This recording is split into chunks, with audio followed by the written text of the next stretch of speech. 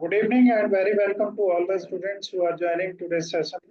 It is second session of uh, accounts and tally.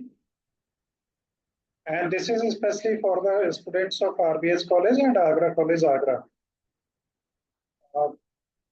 इसमें accounts and tally और Agra college में GST certificate GST है, तो उन सभी को ज्वाइन करना चाहिए, आगरा कॉलेज वालों को भी, क्योंकि सर्टिफिकेट एंड जीएसटी आप तब सीख पाएंगे प्रैक्टिकली जब आपको टैली आता होगा। इसलिए दोनों के स्टूडेंट ज्वाइन कर रहे हैं और मैं उम्मीद करता हूँ दोनों स्टूडेंट इसमें हैं। मैं आगे बढ़ता हूँ। देखिए आज आप क्या सीखेंगे।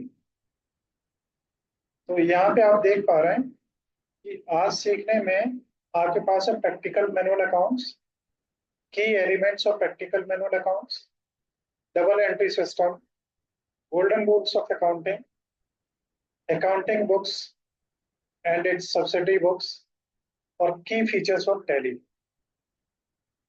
देखिए आप सभी बीकॉम के स्टूडेंट हैं और आपने 12th से ही कॉमर्स पढ़ा होगा, और मैं आपको बता दूं कि मेरा कॉमर्स का बैकग्राउंड बिल्कुल भी नहीं है। मैं आईटी एंड मैनेजमेंट का स्टूडेंट रहा हूं और मेरे पास में 5-6 मास्टर डिग्रीज हैं, लेकिन उनमें से कोई भी कॉमर्स की नहीं है। मैं आपको पढ़ाऊंगा और पढ़ने के दौरान अगर आपको कहीं भी लगे कि मेरे नॉलेज में कमी है तो आप जरूर बताइए। मैं आपसे भी सीखने के लिए तैयार हूँ और मैं उम्मीद करता हूँ कि ऐसी स्थितियां शायद आएंगी नहीं कि आपको लगे कि जो कुछ मैं पढ़ा रहा हूँ उस पर मेरी कमांड नहीं है। ठीक है, तो यहाँ से आगे बढ़ें। अनुमति है आप लोगों की।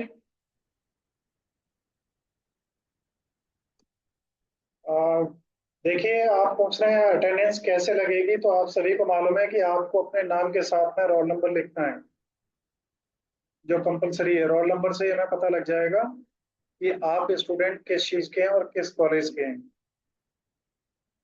ठीक है, तो क्या आप लोगों में अनुमति है? आप बाई लिख के अपनी अनुमति दे सकते हैं। Okay, thank you Mega. Okay Muskan, Harsh. इसी बहाने मेरे को ये लगता है ना, जैसे कीर्तन वगैरह में बैठे होते हैं तो वहां बीच बीच में तालियां बजवाई जाती है, जिससे पता रहे कि हाँ भाई आप जग रहे हैं, है ना। So thank you all. मैं आगे बढ़ता हूँ। देखिए आगे जब हम चलते हैं तो हम देखेंगे कि सबसे पहले की एलिमेंट्स ऑफ मैनुअल अकाउंट्स क्या है। तो की एलिमेंट्स में real life transactions. Manual accounting में रियल लाइफ ट्रांजेक्शंस क्या होते हैं आप जानते हैं? ये फर्स्ट सेमेस्टर की क्लास नहीं है सीरियन। तरुण सूर्यवंशी, अगर आपका आगे का नहीं आ रहा है तो आप लिख लीजिए अपने कॉलेज का नाम और उसके साथ में आप लिख लीजिए बीकॉम वगैरह किसके स्टूडेंट हैं वो। तो देखिए अब आप लोग ज्यादा मैसेज नहीं करेंगे तो अच्छा रहेगा। रियल लाइफ ट्रांजेक्शन्स क्या होते हैं? देखो आप लोगों ने पढ़ा है, कॉमर्स वाले हैं आप सभी, ज्यादा इन पे टाइम मैं लगाऊंगा नहीं, क्योंकि रियल लाइफ ट्रांजेक्शन्स में कोई भी ऐसी चीज जहाँ पे आप कोई माल खरीदते या बेचते हैं, किसी भी चीज का लेन देन होता है जिसे मॉनेटरी रूप में व्यक्त किया जा सकता है, उसे ट्रांजेक्शन्स कहते हैं। ट्रांजेक्शन्स में जो भी चीज आप लेते हैं तो उसके दो एस्पेक्ट होते हैं, एक लेते हैं और एक देते हैं। अगर आप कोई एक मोबाइल फोन खरीद रहे हैं तो मोबाइल फोन आपके पास में आया और पैसे आपने दिए, ये रियल लाइफ ट्रांजेक्शन है। डबल एंट्री सिस्टम आप सब अच्छी तरह जानते हैं, मेरे को बताने की आवश्यकता नहीं है। डबल एंट्री सिस्टम ये इसी पे ही वर्ल्ड की अकाउंटिंग सिस्टम डिपेंड है। 3 तरीके के अकाउंट, पर्सनल, रियल और नॉमिनल, तीनों के बारे में हम आगे पढ़ेंगे। सब डबल एंट्री सिस्टम पे डिपेंड है। सिंगल एंट्री सिस्टम अब ऑलमोस्ट दुनिया में यूज नहीं होता है। जनरल एंट्रीज, सबसे पहले कोई भी हमारा ट्रांजेक्शन होता है तो उसकी एंट्री जनरल में होती है, इसको डे बुक भी कहते हैं। ठीक है, और इसमें भी डबल एंट्री मोड में ही होती है, जिसमें जनरल में कितने कॉलम्स होते हैं कोई बताएगा हमें? जनरल बुक में कितने कॉलम्स होते हैं?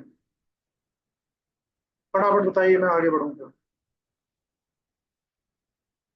5 कॉलम, चलिए बहुत अच्छा, आपको पता है। तो देखिए, बहुत बढ़िया। डेट है, पर्टिकुलर है, और एल एफ है, डी आर है, और सी आर है ना? Very good, thank you all. उसके बाद में जनरल में जो एंट्री की जाती है ट्रांजैक्शन की, उस प्रक्रिया को जनरलाइजेशन कहा जाता है ना? तो उसके बाद में पोस्टिंग जनरल से की जाती है लेजर्स में। जनरल में जो एंट्रीज हैं वो डेट वाइज होती हैं, और लेजर में एंट्रीज डेट वाइज नहीं होती हैं।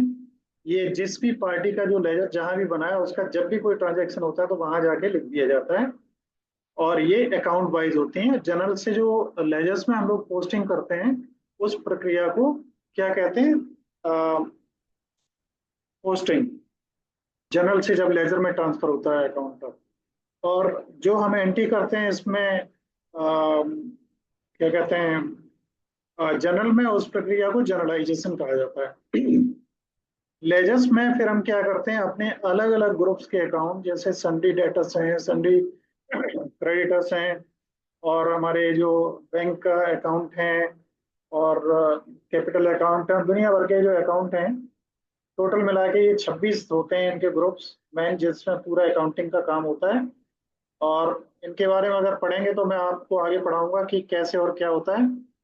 तो आगे मैं बढ़ता हूँ आपके हिसाब से, जो आपका मैनुअल सिस्टम है उसमें लेजर बनाने के बाद हम क्या करते हैं, ट्रायल बैलेंस तैयार करते हैं एंड फाइनेंशियल स्टेटमेंट्स। और ट्रायल बैलेंस में आपको मालूम है सभी के जो बैलेंसेज होते हैं, डेबिट या क्रेडिट जो निकलता है डिफरेंस का, वो लिखा जाता है। और हमेशा एंट्रीज इक्वल होनी चाहिए डेबिट से क्रेडिट की, है ना? उसके बाद में ट्रायल बैलेंस से हमारे फाइनेंशियल स्टेटमेंट बनते हैं फाइनल। और फाइनेंशियल स्टेटमेंट आप लोग मालूम है क्या होते हैं, पता है ना? कितने होते हैं मैसेज विंडो में? कितने होते हैं फाइनेंशियल स्टेटमेंट जो बनाए जाते हैं ट्रायल बैलेंस से? फटाफट बताइए। किसी का भी नहीं आंसर आ रहा है तो क्या ये समझा जाए किसी को पता नहीं है? देखिए, एक होता है बैलेंस शीट, एक होता है profit and loss. Yes, Kakul का रिप्लाई आइए। काकुल, तीसरा क्या होता है बैलेंस शीट और प्रॉफिट एंड लॉस के अलावा? लिख के दे सकते हैं आंसर? आप जल्दी आंसर के लिए क्या कर सकते हैं? Yes, very good, trading account होता है। Very good, very good. देखिए, अब इससे क्या होता है हमारा, जो ये बनते हैं 3 स्टेटमेंट, इसमें हमारा जो बैलेंस शीट होती है उसके अकाउंट्स आगे फॉरवर्ड होते हैं। ट्रेडिंग जो होती है, ट्रेडिंग का ओपनिंग बैलेंस आगे ट्रांसफर होता है। और जो प्रॉफिट एंड लॉस है, तो प्रॉफिट एंड लॉस वहीं वहीं खत्म हो जाता है ना? इसके बाद में यहाँ पे लिखा हुआ बैंक रिकंसाइलेशन। बैंक रिकंसाइलेशन आप लोग जानते होंगे क्या होता है। बैंक में चेक जमा होते हैं, डिमांड ड्राफ्ट जमा होते हैं, कैश जमा होते हैं। चेक आज की डेट में आपने भरा, अपनी बुक में तो लिख लिया कि आज आपने चेक जमा किया, या चेक किसी को काट के दे दिया, अपने अकाउंट से अमाउंट आपने लेस कर लिया। लेकिन सेम डेट में ये सब कुछ नहीं होता है, ये बाद में होता है ना? तो बैंक रिकंसाइलेशन में हमें बैंक बुक और अपनी कैश बुक को, या बैंक बुक को मिलान करना होता है, इसी को रिकंसाइलेशन कहा जाता है। फिजिकल डॉक्यूमेंट क्या है? फिजिकल डॉक्यूमेंट आप जानते हैं, अगर आप किसी को रुपए दे रहे हैं, उसका अगर आपने लिख के जब तक सबूत नहीं लिया या आपने उसे रुपए दिए, तो वो नहीं माना जाएगा। आप क्या करें, एक कोई वॉशिंग मशीन खरीद के लाएं और उसका बिल न लें, और वॉशिंग मशीन खराब हो जाए, फिर आप उसे सही करवाने जाएं, तो कोई उसे सही करवाने के लिए तैयार नहीं होगा, वो कहेगा बिल लाओ। और बिल नहीं है तो मतलब ही नहीं है। इनको एविडेंसेस के रूप में कोर्ट तक में प्रयोग किया जा सकता है। ऐसे डॉक्यूमेंट जो हैं वो सोर्स डॉक्यूमेंट्स कहलाते हैं। एंड ऑफ पीरियड एडजस्टमेंट, किसी पीरियड के बाद में एडजस्टमेंट क्या होता है, जैसे डेप्रिसिएशन है, या अनपेड अमाउंट्स है, इंश्योरेंस अमाउंट है, और सैलरीज हैं जो ईयर एंड पे 31 को हमें करना होता है बैलेंस शीट को प्रॉपर करने के लिए।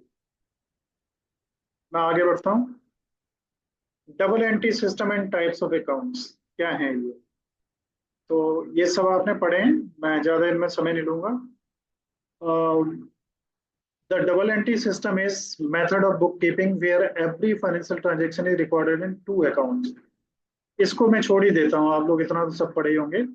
डबल एंट्री सिस्टम में कोई दो एंट्रीज होती हैं, एक देने वाला होता है, एक लेने वाला होता है, या कोई माल बेचता है, कोई खरीदता है, किसी का लाभ होता है, किसी की हानि होती है। तो अननेसेसरी टाइम वेस्टिंग से फायदा नहीं है। फिर भी आप लोग मैं आपसे रिस्पॉन्स चाहूंगा कि क्या मेरे को इन्हें एक्सप्लेन करने की जरूरत है? अगर है तो बाई लिखिए, अगर नहीं है तो मैं फटाफट आगे बढ़ता हूँ फिर। किसी की बाई में रिस्पॉन्स नहीं है, इसका मतलब मैं आगे बढ़ूँ। Okay, thank you mega. मैं आगे बढ़ता हूँ। अब अकाउंट तीन तरीके के हैं, इन्हें भी मैं थोड़ा सा फास्ट ही पढ़ूंगा। पर्सनल अकाउंट, जिसमें प्राप्त करने वाला डेबिट होता है और देने वाला क्रेडिट होता है। आय ऋणी, जाय धनी। प्राप्तकर्ता डेबिट एंड गिवर क्रेडिट। फिर नेक्स्ट है रियल अकाउंट। रियल अकाउंट में जो आइटम हमारे पास आता है, जो भी माल हमारे पास आता है वो डेबिट होता है, और जो जाता है वो क्रेडिट होता है। अब आप लोग हमें एक बात बताइए कि अगर हमने नंबर वन, आप ऐसे मान लीजिए, मैं लिख के आपको बता रहा हूँ, थोड़ा सा मैं साथ में आपके लेवल को भी समझता जाऊं कि वन लिखना। आप जैसे हमने कंप्यूटर खरीदा,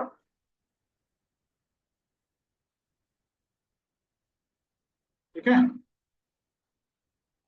मैं लिखने के टाइम में थोड़ा सा मिस कर गया कि मैं आपसे क्या पूछने जा रहा था बात। चलिए, मैं आगे आगे आएगा तो आगे इसको फिर बताता हूँ। नेक्स्ट है नॉमिनल अकाउंट। तो नॉमिनल अकाउंट में क्या होता है?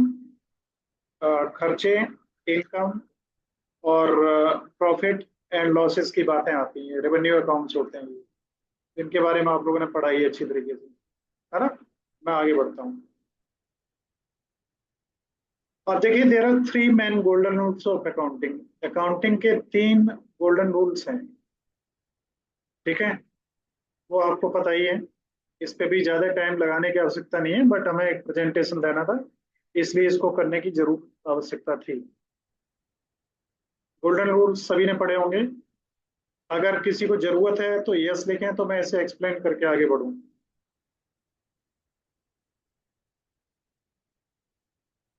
कोई नहीं ना, सभी को मालूम है, बहुत अच्छा। मैं आगे बढ़ता हूँ, sorry.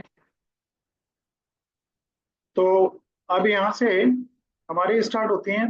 There are three main golden rules of accounting. तीन गोल्डन रूल हैं, और हमारी बुक्स का यहाँ पे विवरण है, और रूल्स हमारे होने चाहिए थे।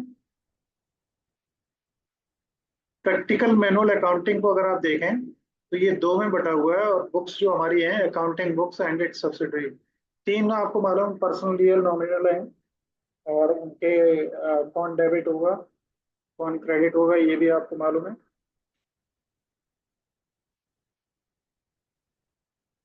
अब accounting books and it's subsidiary books, तो अकाउंटिंग बुक्स में दो डिवीजन है मैन। एक प्राइमरी बुक्स और एक सब्सिडरी बुक्स। प्राइमरी बुक्स में बुक आती है जर्नल। जर्नल बुक जिसमें सारी एंट्रीज की जाती हैं, चाहे वो कैश की हो, चाहे परचेज की हो, परचेज रिटर्न की हो, कुछ भी हो, वो सभी की जाती हैं। और उसके बाद में एक अगर कोई छोटी फर्म है तो उसमें उतने ही कम बुक्स बनती हैं, और काम चल जाता है। जितनी बड़ी फर्म है उसमें ज्यादा ज्यादा बुक्स बनती हैं, क्योंकि उसमें बहुत सारे ट्रांजेक्शन एक दिन में होते हैं, और इतने सारे ट्रांजेक्शन को मेंटेन करने के लिए हमें ज्यादा बुक्स की रिक्वायरमेंट होती है, जिससे हमारा अकाउंटिंग सिस्टम क्लियर और बेहतर रहे। कैश बुक आप सभी लोग जानते हैं, परचेज बुक जानते हैं, sales purchase return, sales return, journal proper. अब यहाँ पे मैं आपको बताऊं, कैश बुक है, कैश कैश बुक में आपने देखा होगा 3 कॉलम कैश बुक है। अब यहाँ पे बैंक बुक कहीं भी नहीं लिखा हुआ है। तो ऐसी बहुत सारी बुक्स और हैं जो यहाँ पे नहीं लिखी हुई हैं, अपनी आवश्यकता के अनुसार उनकी आवश्यकता पड़ती है। आप चैट विंडो में लिखिए कि ये जनरल और जनरल प्रॉपर, इन दोनों में क्या अंतर है, कितने लोग जानते हैं? जनरल और जनरल प्रॉपर के अंतर को बताइए हमें। इसमें और इसमें, इनके अंतर को कितने लोग जानते हैं? आप मैसेज कीजिए, यस लिखिए जिन्हें आता है। जनरल और जनरल प्रॉपर का डिफरेंस नहीं आता है तो नो लिखिए। मैं आंसर तभी दूंगा जब कोई रिस्पांस मिलेगी मेरे को। ओके, तसु का नो है, स्नेहा का नो है, चलिए कई लोगों का नो है, तो मैं ये मान लूं किसी को भी नहीं पता है। देखिए, आप लोग थोड़ा सा अच्छी तरह से पढ़िए, और मैं चाहूंगा मेरे से आप प्रश्न पूछना खूब अच्छी तरीके से, जो मैंने पढ़ाया उससे हटके भी पूछना। मैं कोशिश करूंगा मैं उनके उत्तर आपको दे पाऊं। गलत है आप जो एक्सप्लेनेशन दे रहे हैं, क्या नाम, एक briefcase, general includes all credit and cash anti, general proper में ओनली कैश ट्रांजैक्शन होता है, ये गलत है।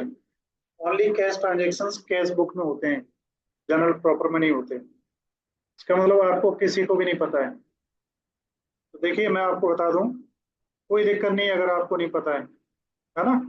आप यहाँ पे पढ़ रहे हैं तो आप पढ़ ही इसलिए रहे हैं कि आपको नहीं पता है। और देखिए, एक अच्छी बात ये जो मैंने आपसे कहा है कि आपको कुछ भी, अगर कोई भी पॉइंट बीच में ऐसा आता है जो नहीं क्लियर है, आप तुरंत कॉपी पे नोट कर लीजिए। जब मैं बोलने का टाइम दूंगा उस समय आप उसे ऑन करिए और बोलिए। ठीक है, इसका ध्यान रखेंगे आप लोग। और जैसा मैंने कहा, मेरे से कोई भी क्वेश्चन आप पूछिए, मैं उत्तर देने की कोशिश करूंगा। नहीं आता होगा पोलाइटली मैं स्वीकार करूंगा मेरे को नहीं आता है, और मैं नेक्स्ट डे आपको पढ़ के समझा सकता हूँ, या आपको आता है तो मैं आपसे समझ लूंगा। ठीक है, मैं आगे बढ़ता हूँ। देखिए, टैली एंड इट्स की फीचर्स। अब हम टैली और इसके मुख्य फीचर्स की बात करें, तो टैली के बारे में मैं थोड़ा सा आपको कहानी बता दूं कि टैली एक तो वर्ल्ड में प्रयोग किए जाने वाला, सबसे ज्यादा प्रयोग किए जाने वाला एक अकाउंटिंग सॉफ्टवेयर है। लगभग 85% जो एरिया है अकाउंटिंग का, ये अकेला सॉफ्टवेयर कवर करता है। और इसकी थोड़ी सी कहानी बता दूं। एक हैं भरत गोयनका जी, ये विदेश से बीटेक करके आए थे, और इनके फादर के बेंगलोर में वो थे कपड़े बनाने के मिल्स। तो उस समय सन 60 70 80 के लगभग में कपड़े मिल ही ज्यादा हुआ करते थे। इंडस्ट्रियल रेवोल्यूशन जो हुआ था इंग्लैंड में, उसके बाद, तो उसमें कई कर्मचारी काम करते थे। अब आपको अगर पेमेंट बनानी हो 200 कर्मचारियों की, एक कर्मचारी की पेमेंट है मान लीजिए 32,748 रुपए। 4 दिन वो 2 2 घंटे ज्यादा आया, 6 दिन पूरे 8 8 घंटे ज्यादा आया, 3 दिन ही छुट्टी मारी। अब आप उसकी पेमेंट बनाइए एक एक घंटे की कितनी बनेगी। ऐसे अगर आपको 1,000 लोगों की पेमेंट बनानी है, तो एक बहुत बड़ा स्टाफ चाहिए जो पेमेंट बनाए। तो इन्होंने थोड़ा सा कंप्यूटर सीखा हुआ था, इन्होंने उस काम को कंप्यूटराइज किया, और उससे बड़ा काम सरल हो गया। यदि कुछ पूछना है, देखिए मैं माइक्रोफोन भी ऑन कर सकता हूँ बीच में। अगर आपको कुछ पूछना है तो उस समय भी मौका दे सकता हूँ। हैंड रेज करेंगे तो मेरे पास इंफॉर्मेशन आती है कि किसी ने हैंड रेज किया है ना? तो अगर आप कुछ पूछना चाहते हैं निधि, तो यस लिखिए चैट विंडो में, मैं माइक्रोफोन ऑन कर दूंगा। कुछ लोग ट्रायल लेते हैं कि इसे दबा के देखें क्या होता है, इसे दबा के देखें क्या होता है। कई बार ऐसा भी होता है। तो उन्होंने जो सॉफ्टवेयर, वो कंप्यूटर के थ्रू काम करना शुरू किया, और मिल्स वाले उनके संपर्क में आए, उन्होंने, यार ये तो बहुत अच्छी चीज है, इससे ऐसा भी हो सकता है। तो पेमेंट्स के साथ फिर उन्होंने अपने अकाउंट्स का लेन देन का भी काम उसमें करना स्टार्ट किया।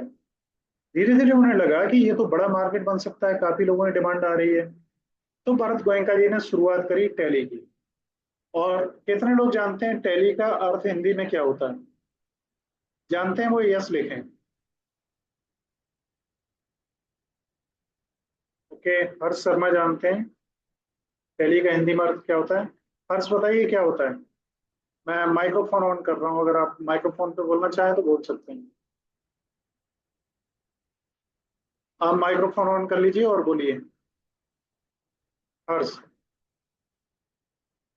निधि, मेघा। सर गणना हाँ जी।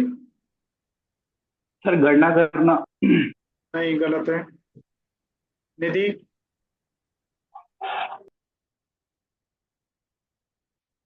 निधि आप बोलिए। मेघा। देखिए, आप फ्रैंकली बोल सकते हैं, कोई दिक्कत नहीं है, कतई इसमें साइलेंस की जरूरत नहीं है। सर टैली की हिंदी बतानी है या फिर टैली में मतलब क्या होता है वो बताना है? वो नहीं बताना है। टैली का मतलब क्या है? टैली इंग्लिश का शब्द है। तो हिंदी में बताना है, टैली को हिंदी में देते इंग्लिश में ही बता दो यार। टैली का मतलब ये होता है किसी दी गई संख्या को वेरीफाई करना। हैं ऐड करना। किसी ने ये कहा कि हमने 150 आपके पास में मोबाइल्स भेजे हैं और सब खुले हुए मोबाइल हैं। अब 150 आप काउंट करेंगे कम से कम कि 150 पूरे हैं कि नहीं। तो इसी को टैली कहते हैं कि भाई टैली कर लो, बिल में जो आया उससे माल टैली कर लो, मिला लो, मिलान कर लो, है ना। The hmm. process in which we verify that the number of items or whatever that can be quantified is equal to as per that have been mentioned in the document which have been delivered to us. Is that equal or not? So the process in which we find it out that the given statement is true or not is called tally. तो उन्होंने tally शब्द को ही अपनी company का नाम दिया और इसका पूरा नाम है टेली सॉल्यूशंस, जिस जो सॉफ्टवेयर डेवलपमेंट और सेल्स का काम करती है। इसी तरीके से एक टेली है, वो टेली इंडिया प्राइवेट लिमिटेड। देखिए, अब ये जो आपने इतना लिखा है, श्रीमान जी, क्या नाम है आपका? देव शर्मा। ये आपका गूगल बाबा का है, आपका लिखा हुआ तो है नहीं। और मैंने आपसे पहले भी निवेदन किया है कि गूगल बाबा की इस समय आप मदद कतई न लें। एग्जामिनेशन हॉल में ये काम नहीं आएंगी, है ना। तो दूसरा, मैं आपको एक चीज बताऊं कि हमारा जो इंस्टीट्यूट है एक मैनपुरी में, उसमें टैली का ऑथोराइज सेंटर है हमारे पास में। और अगर आप लोग देखना चाहें तो टैली की वेबसाइट पे मैं आपको दिखा भी सकता हूँ, लेकिन उसकी जरूरत नहीं है क्योंकि अगला बैच इसके बाद होगा। इसलिए मैं आगे बढ़ता हूँ थोड़ा सा।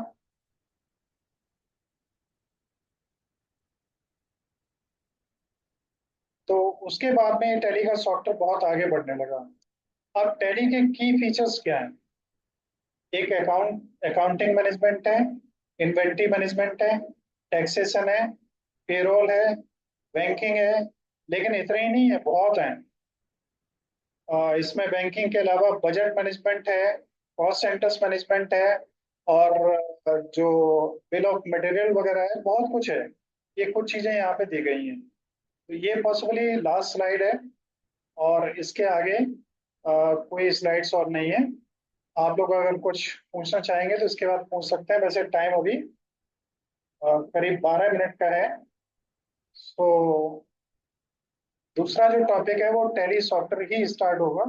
तो आप बताएं तो मैं आज स्टार्ट करवा सकता हूँ, या कल चाहें तो मैं कल स्टार्ट करवा सकता हूँ। आप लोग क्या चाहेंगे बताइए? आज ही स्टार्ट किया जाए या कल से रखें? आज कर दें, ठीक है। हर्ष कह रहे हैं, और बताइए। भाई में रिस्पॉन्स दे सकते हैं अगर आज के लिए आप चाह रहे हैं तो।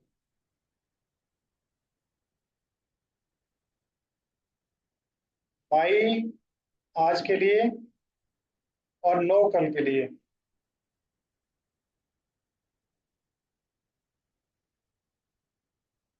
हर्ष, हमारे लिए मायने रखता है सभी की वोटिंग, है ना। तो अभी तक आज की ज्यादा हमें दिखाई दे रही है, तो हम आज ही स्टार्ट कर देते हैं। ठीक है, चलिए। देखिए, मेरा सोचना थोड़ा सा एक टीचर के रूप में नहीं, मैं तो एक टीचर होते हुए हमेशा ये मानता हूँ कि स्टूडेंट जो है हमारी प्रायोरिटी का सब्जेक्ट है। स्टूडेंट जो चाहे हमें उस तरीके से चलना है। हमें ये नहीं मानना है कि भाई स्टूडेंट हमारी हमें रिस्पेक्ट पे करे, रिगार्ड पे करे, हमारी बात माने, हमारे पैर छुए। सही बात तो ये है कि मैं आपको पढ़ा रहा हूँ, आपसे मेरे को पैसे मिलते हैं, और अगर पैसे मिलते हैं तो आप ग्राहक हुए, और ग्राहक भगवान होता है।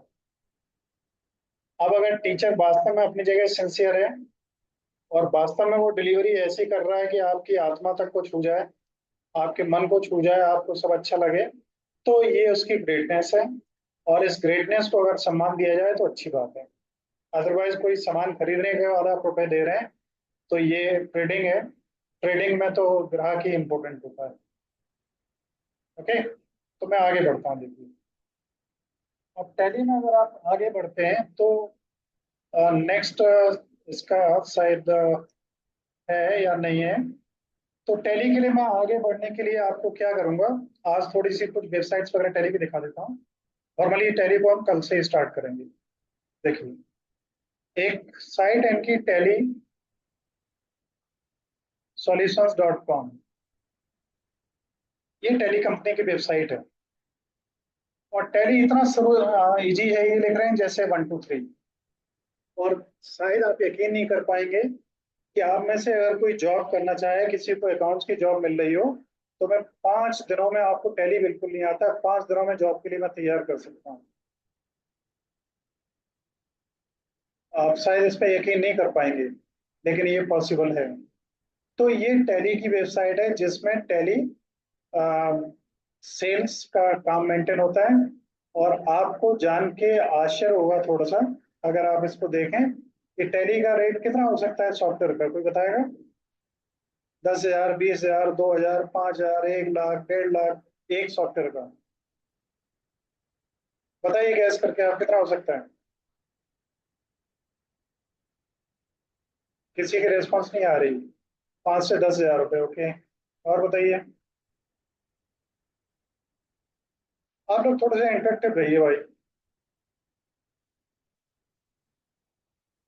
किसी की भी रेस्पॉन्स नहीं आ रही है इतने लोगों में से। लग रहा है आप लोग बोर हो रहे हैं। चलिए मैं आगे बढ़ता हूँ, देखिए। बाई नाउ पे जाइए और इसके रेट चेक करिए।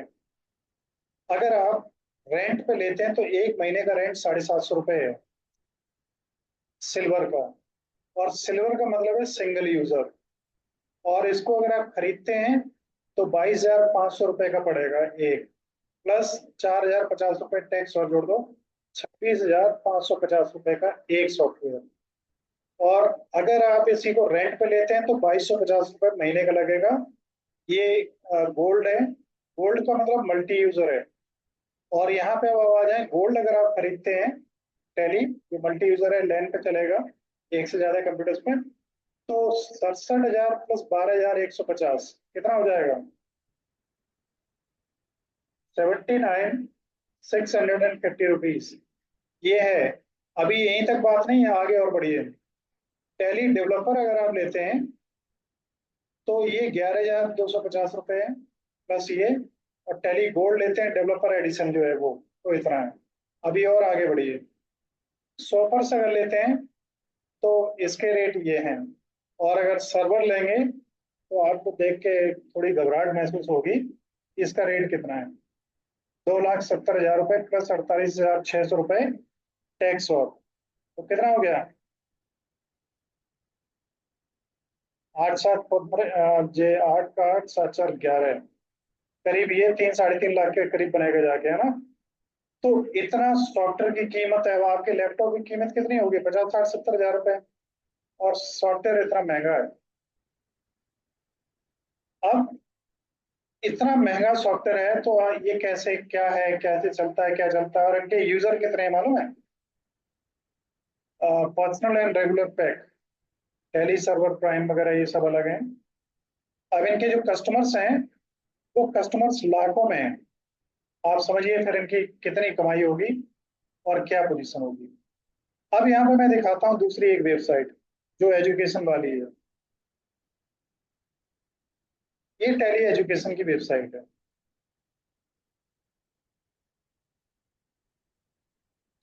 यहाँ पे ये हमारे ईमेल आईडी और पासवर्ड पड़ा हुआ है, यहाँ से हम लॉगिन कर जाएंगे डायरेक्ट।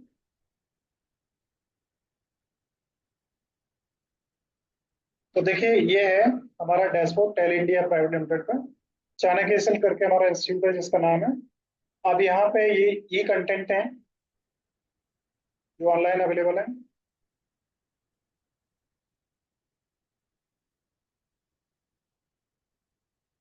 ये सारा का सारा हमारा ऑनलाइन मैनेजमेंट का रहता है स्टूडेंट्स का। ये कंटेंट्स आए देखिए, अभी ये कोर्स हैं, tally S, tally group, tally GST, इतने कोर्सेज हैं टैली में। आप ये मत समझ लेना कि जो मैं आपको सिखा रहा हूँ बस उतने में आपका काम पूरा हो गया। बहुत कुछ है इसमें आगे करने के लिए। मैं यहाँ से एक छोटा दिखा रहा हूँ, चलिए आपको। Tally essential level 1। टाइम रह गया है बहुत कम, 2-3 मिनट रह गए। मैं इसको बंद करता हूँ और यहाँ पे मैं एक्सेस आपको दे रहा हूँ कि अगर किसी का कोई प्रश्न है तो अभी आप पूछ लीजिए। ये अभी टैली की क्लास चल रही है सचिन, इसके बाद होगी नेक्स्ट। कोई प्रश्न है किसी का?